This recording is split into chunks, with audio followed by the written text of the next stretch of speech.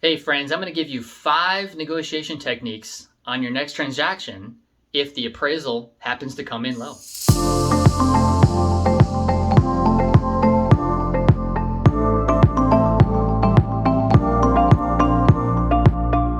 Okay, so number 1 is simply cancel your transaction, get your earnest money back, and you move on. Now, contrary to what you might have heard, the buyer owns the appraisal report, and it is completely up to them to decide who gets to see the appraisal report. That includes the agent, that includes the lender, that even includes the seller. It's completely up to the buyer. Number 2, you can proceed with the transaction, but the buyer will be bringing up all that extra cash to the closing table in order to close. So if you have a $600,000 purchase price, and the appraisal came in at say $580, you would be bringing in the spread of that difference. In this case, it would be an extra $20,000. Third option is you can threaten cancellation with the seller, and you just never know how that's gonna go. They could say, fine, see you later, we'll put it back on the market. The other option is, you know what, they might be a little motivated and say, fine, we will drop our price to match the appraisal price. I've seen that happen multiple times. And 4, my personal favorite, we negotiate with the seller to basically split the difference 50-50. So again, if the appraisal report comes in at $600,000 and your contract price is $620,000, you say, hey, Mr. Seller, I'll come up